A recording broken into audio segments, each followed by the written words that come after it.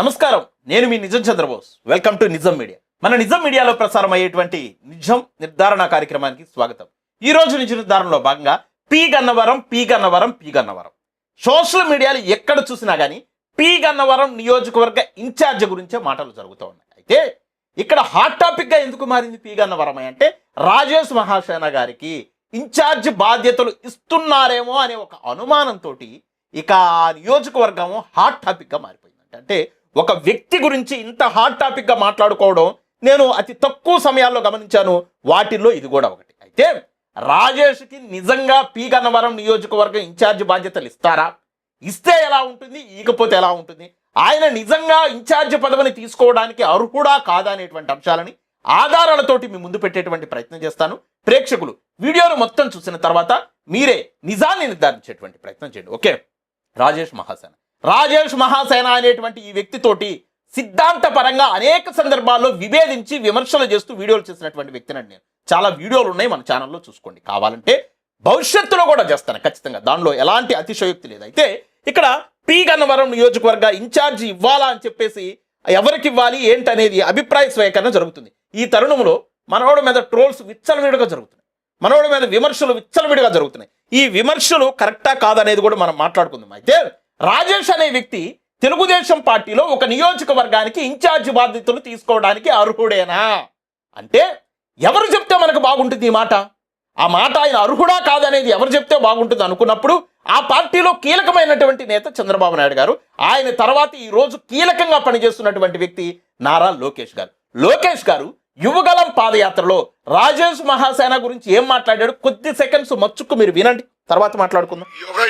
యువకుడుగా ఎప్పుడన్నా ఫ్రస్ట్రేట్ అవుతే వాట్సాప్ లో ఫార్వర్డ్ పెట్టినా, సోషల్ మీడియాలో పోస్ట్ పెట్టినా కేసులు పెడుతున్నారు.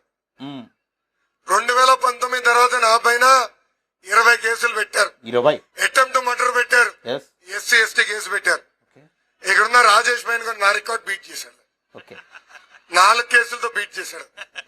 ఇప్పుడు కొంచెం కోపంగా ఉన్నా నేను. రేపటి నుంచి ఇంకా స్పీడ్ పెంచాలి నేను. రాజేష్ లాగా నాలాగా ఎవరైతే ఈ రాష్ట్రం కోసం పోరాడుతున్నారో అర్థమైందా? సాక్షాత్తు లోకేష్ గారు అంటున్నారు. ఆ రోజు లోకేష్ గారు ఎవరు?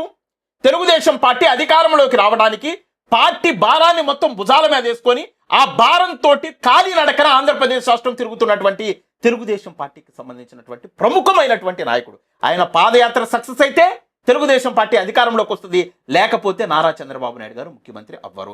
అలాంటి వ్యక్తి వేలాది మంది ప్రజలు ఎదురుగా ఏం చెప్తూ ఉన్నాడు?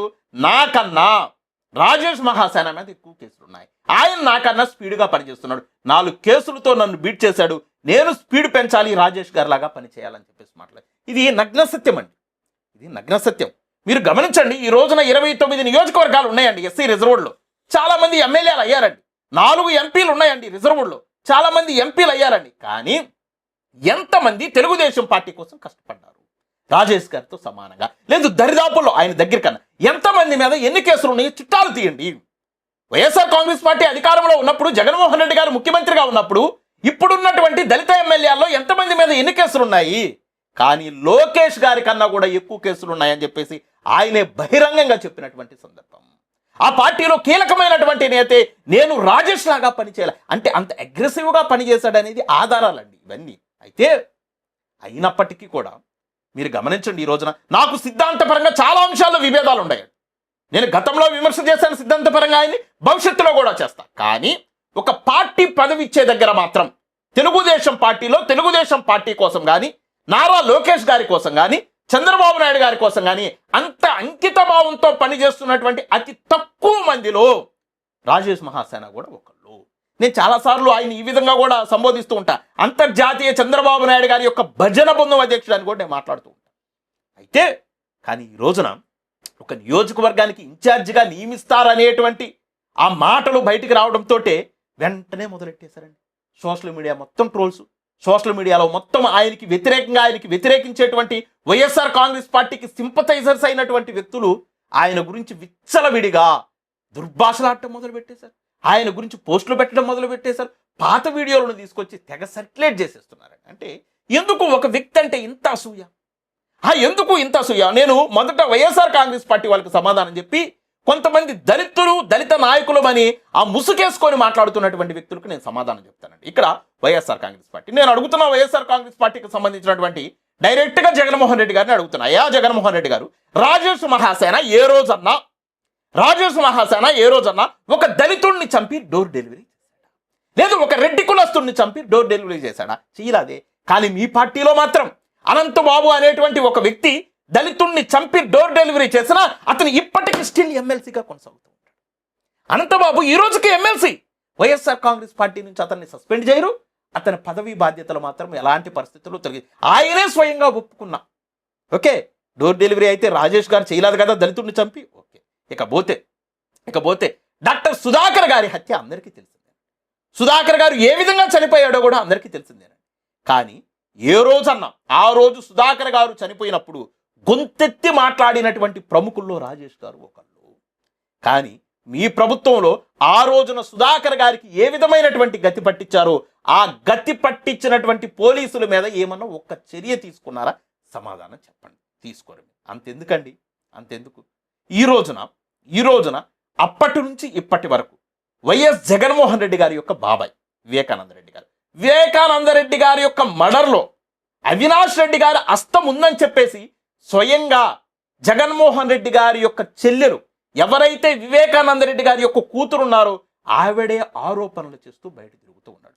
ఎవరు చేశారో, ఏ విధంగా చేశారో కోర్టులు, చట్టాలు, న్యాయాలు, ధర్మాలు తెలుస్తాయి. ఓకే, కానీ అంత పెద్ద ఆరోపణ ఉన్నటువంటి అవినాష్ రెడ్డికి వాళ్ళ తండ్రి గారే రిమాండ్కి వెళ్ళి అంత పెద్ద ఆరోపణ ఉన్నటువంటి అవినాష్ రెడ్డి గారికి టిక్కెట్ ఇవ్వము అని చెప్పేసి జగన్మోహన్ రెడ్డి గారు చెప్పగలరా? లేదు. పార్టీ నుంచి ఆయన ఏమన్నా పక్కన పెట్టగలరా? లేదే. మరి ఇంత పెద్ద పెద్ద ఆరోపణలు, మర్డర్ ఆరోపణలు, స్వయంగా ఒక మాజీ ముఖ్యమంత్రి చిన్నారనే చంపినటువంటి ఆరోపణలు, ఆ కేసులు ఎదుర్కొంటున్నటువంటి వ్యక్తులు, డోర్ డెలివరీలు చేసినటువంటి వ్యక్తులు మీ పార్టీలో ఉంటారు. చక్కగా వాళ్ళు రాజకీయాలు చేసుకుంటారు. వాళ్ళ పదవులకి ఎలాంటి డోకాలు లేవు. ఒకళ్ళేమో ఎంపీ, ఒకళ్ళేమో ఎమ్మెల్సీ. కానీ రాజేష్ ఎక్కడ కూనీలు చేయాల, ఎక్కడ దుమ్మీలు చేయాల, ఎక్కడా కూడా ఆయన హత్యలు చేయాల, అత్యాచారాలు చేయాలి. మరి ఆయన మీద ఎందుకు కక్ష అంటే ఏం చేశాడు తప్పు, ఏం చేశాడు నేరాలు, ఏం చేశాడు ఘోరాలంటే బూతులు మాట్లాడాడని చెప్పేసి గతంలో అది కూడా ఎవరిని పవన్ కళ్యాణ్ గారిని తిట్టారంట. ఆ వీడియోలు తీసుకొచ్చి ఈ వైసీపీ వాళ్ళు ట్రోల్స్ చేస్తారు, వైరల్ చేస్తూ ఉంటారు. నేను అడుగుతున్నా, ఓకే, బూతులు మాట్లాడడం ఎవరు మాట్లాడినా తప్పేనండి, ఖచ్చితంగా శిక్షించాలి, దానికి 100% శిక్షించాలి. అందుట్లో ఎలాంటి అతిశయోక్తి లేదు. అయితే రాజేష్ గారు ఆ మాటలు మాట్లాడిన తరువాత అనేక సందర్భాల్లో క్షమాపణ చెప్పాడు, ఇప్పటికీ చెప్తూనే ఉన్నాడు. అంటే నేను అప్పుడు తప్పుడు చేశాను, ఆ తప్పుకి నన్ను ఇప్పుడు క్షమించండి అని అనేక సందర్భాల్లో. అయినా నువ్వు క్షమించమని అడిగినా నువ్వు చేసింది తప్పే, నిజం చంద్రబోస్గా నేను మళ్ళా చెప్తున్నా. అయితే అప్పటికి రాజేష్ ఆ వ్యాఖ్యలు చేసే నాటికి ఏం పెద్ద లీడర్ కాదండి, ఎవరికి కూడా ఆయన గురించి తెలియదు కూడా. ఇప్పటికీ కూడా ఆయన ఏమి ఒక ప్రజాప్రతినిధి కాదు. అయితే వైఎస్ఆర్ కాంగ్రెస్ పార్టీలో బూతు పురాణాలని ఈ ఆంధ్రప్రదేశ్ తెలంగాణ రాష్ట్రంలో ఉన్నటువంటి ప్రజలకి విప్పి చెప్పినటువంటి లీడర్లు గొప్పగా ఉన్నారండి. అక్కడ మీరు గమనిస్తే కొడాలి నానిగారు, ఒక మంత్రి హోదాలో ఉన్నటువంటి ఆ నానిగారు ఆయన మాట్లాడినటువంటి బూతులు అసలు నా బూతో నా భవిష్యత్ అండి. ఎవరు ఎప్పటికీ మాట్లాడతారు. ఒక ప్రతిపక్ష నేత, సీనియర్ లీడరు, ఈ ఆంధ్రప్రదేశ్ తెలంగాణ రాష్ట్రాలు ఉమ్మడి ఆంధ్రప్రదేశ్లో అత్యధిక సంవత్సరాలు ముఖ్యమంత్రిగా పనిచేసినటువంటి నారా చంద్రబాబు నాయుడు గారిని ఏ విధంగా మాట్లాడేవాడో ఒక్కసారి మీరు ఆలోచించుకోండి. అంతెందుకు, కడాన ఎన్టీ రామారావు గారి బిడ్డైనటువంటి చంద్రబాబు నాయుడు గారి భార్య సతీమణి అయినటువంటి భువనమ్మను కూడా ఏ విధంగా అవమానించాడో, అందరూ ఆ అవమానానికి సంబంధించినటువంటి ఆరోపణలు ఈ రోజు కూడా అతని మీద మిదిలాడుతూనే ఉన్నాయి. అయినా నేను అడుగుతున్న, బూతులే ప్రామాణికం అనుకుంటే, నాయకులను అవమానించడమే ప్రామాణికం అనుకుంటే, పుట్టుకులని అవమానించడమే ప్రామాణికం అనుకుంటే కొడాలి నాని గారిని ఈ రోజున మీ పార్టీలో నుంచి పక్కన పెట్టగలరా? లేదు వచ్చేటువంటి ఎన్నికల్లో ఆయనకి టిక్కెట్ ఇవ్వము అని చెప్పగలరా? చెప్పరే. హాయిగా ఉంచుకుంటున్నారే, హాయిగా టిక్కెట్లు ఇస్తారే, గెలిస్తే మంత్రులు ఇస్తారే. భవిష్యత్తులో ఒకవేళ మీరు అధికారంలోకి కనుక వస్తే ఇవన్నీ జరుగుతున్నాయి, ఇవన్నీ మీరు సక్రమంగానే చేసుకుంటారంటే మీ పార్టీలోనేమో హత్యలు చేసిన, హత్య ఆరోపణలున్నా, బూతులు తిట్టిన, మహిళలని కించపరిచారని చెప్పేసి ఆరోపణలున్నా, మాజీ ముఖ్యమంత్రికి సంబంధించి వాళ్ళ ఇళ్లల్లో ఉన్నటువంటి స్త్రీలని అవమానించారనేటువంటి ఆరోపణలు ఉన్నా వాళ్ళు మాత్రం మంచోళ్ళ మీ పార్టీలో ఉంచుకుంటారా? మీరేం పదవులు ఇస్తారా? కానీ ఒక దళిత సామాజిక వర్గానికి సంబంధించినటువంటి వ్యక్తి ఎలాంటి బ్యాక్గ్రౌండ్ లేకోకుండా ముందుకొచ్చి కేవలం సోషల్ మీడియాను వాడుకొని ఆ సోషల్ మీడియా ద్వారా అతను చేస్తున్నటువంటి పోరాటం కానీ, రాజకీయ పార్టీలు చేస్తున్నటువంటి తప్పులను కానీ, అప్పట్లో జగన్మోహన్ రెడ్డి గారు చేసినటువంటి తప్పులను కానీ ఎండగడుతూ అతను వాక్చాతుర్యం ద్వారా, అతను మాటల ద్వారా అతను ఒక్కొక్క మెట్టు ఎదిగి ఈరోజు ఈ స్థాయికి వస్తే మీరు అతన్ని ఎందుకు పదే అడ్డుకునేటువంటి ప్రయత్నం చేస్తున్నారో సమాధానం చెప్పండి. నేను మళ్ళీ చెప్తున్నా, రాజేష్ గారితోటి దళితుల అంశాలు వచ్చినా, బీసీల అంశాలు వచ్చినా, లేదా ఈ ప్రభుత్వం చేసినటువంటి ఏ తప్పులను ఆయన కాపాడేటువంటి ప్రయత్నం చేస్తే 100% నేను ఎండగడతా, 100% కబడ్దారని చెప్పేసి మాట్లాడతా. కానీ తెలుగుదేశం పార్టీలో పదవులే ఇవ్వాలనుకుంటే నేను ఖచ్చితంగా చెప్తున్నాను, బల్ల గుద్ది చెప్పగలను. చంద్రబాబు నాయుడు గారు, లోకేష్ గారి తర్వాత ఆ పార్టీ కోసం కష్టపడ్డటువంటి వ్యక్తి మాత్రం రాజేష్ మహాసేన. ఇంకొక అడుగు ముందుకేస్తే లోకేష్ గారు అన్నారు, నాకన్నా స్పీడ్గా పనిచేస్తున్నారు బ్రదర్ రాజేష్ మహాసేన అని చెప్పేసి. నా మాటలు కాదు. అలాంటి వ్యక్తికి ఆఫ్టర్ ఆల్ ఒక నియోజకవర్గం ఇన్ఛార్జ్ ఇస్తున్నారంటే ఎందుకింత యాగి, ఎందుకింత ఆడావిడి, ఎందుకు ఇన్న విమర్శలు, ఎందుకు ఇన్ని వీడియోలు, ఎందుకింత అలసడి? అరే 175 నియోజకవర్గంలో పీగన్నవరం ఒక నియోజకవర్గంయా? అదేమి 175 నియోజకవర్గాలకి సుప్రీమేం కాదు. అరే కుప్పం గురించి అంత హడావిడి లేదు, పులివెందుల గురించి అంత హడావిడి లేదు, మంగళగిరి నుంచి అంత హడావిడి లేదు. మరి పీగన్నవరం గురించే ఇంత హడావిడి ఎందుకు చేస్తున్నారో నాకైతే అర్థం కావటం లేదు. ఇక దళిత సామాజిక వర్గాలకు సంబంధించినటువంటి లీడర్లమే అని చెప్పుకుంటున్నటువంటి వ్యక్తుల్ని నేను అడుగుతున్నాయా, దళితుల కోసం ఎలాంటి వీడియోలు చేశానో, దళితులకి ఎక్కడ ఏ అన్యాయం జరిగినా ఏ విధంగా నిలబడ్డానో, ఏ విధంగా గ్రౌండ్ రిపోర్ట్లు ఇచ్చానో మన ఛానల్లో ఉన్నాయి. మీ అందరికి కూడా నేను తెలుసు, ఖచ్చితంగా నిలదీస్తాను కూడా. అయితే ఆ అంశాల్లో రాజేష్ గారిని ఏ విధంగా విమర్శించానో కూడా మీకు తెలుసు. కానీ వాళ్ళ పార్టీలో ఆయనకు ఒక పదవి ఇస్తున్నాడు. ఆయన ఏదో పవన్ కళ్యాణ్ గారిని విమర్శించినటువంటి వీడియోలు మీరెందుకు తిప్పుతున్నారు నాకు అర్థం కావట్లా. పవన్ కళ్యాణ్ గారిని మాట్లాడినటువంటి మాటలు మీరెందుకు తిప్పుతున్నారు నాకు అర్థం కావట్లా. అంత అసూయ ఎందుకు? 29 మంది ఎమ్మెల్యేలు ఉన్నారు కదా, ఏ ఒక్క ఎమ్మెల్యే అయినా మన సమస్యల గురించి ఈరోజు మాట్లాడదు. వాళ్ళకి మాట్లాడే అవకాశం ఉంది, వాళ్ళు శాసనసభలో ఉన్నారు, మాట్లాడలేదు. ఎమ్మెల్సీలు ఉన్నారు, ఎవరైనా మాట్లాడుతున్నారు. ఎంపీలు ఉన్నారు, వాళ్ళు పార్లమెంట్లో మాట్లాడచ్చు. ఎవరైనా వాళ్ళని ఎవడు క్వశ్చన్ చేయడు, వాళ్ళని ఎవడు అడగడు. కానీ ఒక సామాన్యుడు మాత్రం ఎదిగాడని చెప్పేసి, ఒక సామాన్యుడికి ఈరోజు అది ఎమ్మెల్యే టికెట్ ఇస్తే ప్రజలు గెలవాలా ఓడాలా, లేదా ఎంపీ టికెట్ ఇస్తే ప్రజలు గెలవాలా ఓడాలా, ప్రజలు ఆశీర్వదిస్తే అవుతాడు, లేకపోతే లేదు. కానీ ఇది పార్టీ పదవే, పార్టీకి సంబంధించి వాళ్ళ పార్టీకి అనుకూలంగా పనిచేసేటువంటి ఒక వ్యక్తికి వాళ్ళు ఇన్ఛార్జిగా బాధ్యతలు ఇస్తూ ఉంటే మీకేంటి బాధ అర్థం కావట్లా?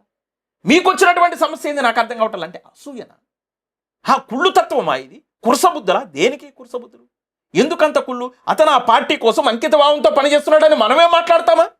అతను ఆ పార్టీ కోసం ఎంతమందినైనా తిప్పుకొడతాడని చెప్పేసి మనమే మాట్లాడతామా?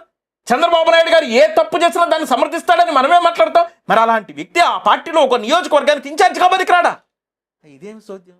ఒకవైపున చంద్రబాబు నాయుడు గారికి బానిసని మనమే ప్రచారం చేస్తాం, మరొక వైపున ఆ పార్టీలో పదవులు ఇస్తుంటే మనమే వ్యతిరేకిస్తాం. మరి ఇది ఎక్కడ సోద్యమో, ఇది ఎక్కడ అసూయో? అసలు ఒక మనిషి మీద ఇంత అసూయ ఏందో నాకు అర్థం కావట్లేదు. నేనైతే 100% చెప్తున్నాను, పి గన్నవరం నియోజకవర్గానికి ఇన్ఛార్జిగా బాధ్యతలు ఇవ్వడానికి రాజేష్ మహాసేన గారికి 100% అర్హత ఉంది. అయితే నేను మళ్ళీ చెప్తున్నా, మళ్ళా చెప్తున్నా, భవిష్యత్తులో ఖచ్చితంగా ఎప్పుడైనా దళితులకు కానీ, బీసీలకు కానీ, ఈ సమాజంలో ఉన్న ఏ ఒక్క మనిషికి కానీ కూటమి ప్రభుత్వం తీసుకునేటువంటి నిర్ణయాల వల్ల అన్యాయాలు జరిగితే ఆ అన్యాయాన్ని కప్పిపుచ్చాలని ఎవరు చూసినా, రాజేష్ గారు చూసినా, ఖచ్చితంగా నా విమర్శ మాత్రం ఉంటుందనేది మర్చిపోవద్దు. నిజం చంద్రబోసుగా నిజం మీడియాలో వచ్చేటువంటి ప్రతి వీడియో కూడా నిజాలు ఆధారంగానే ఉంటుంది. అది కులాలకో, మతాలకో, ప్రాంతాలకో, వ్యక్తులకో, రాజకీయ పార్టీలకో సంబంధించినటువంటి వీడియోలు కాదు. ఇవి ఖచ్చితంగా స్వతంత్ర ప్రతిపత్తి కలిగి నిజాయితీతో కూడినటువంటి నిజాలు మాత్రమే మన ఛానల్లో ఉంటాయి. కాబట్టి మా వీడియోస్ కనుక మీకు నచ్చితే లైక్ చేయండి, షేర్ చేయండి, మన ఛానల్ని సబ్స్క్రైబ్ చేసుకోండి.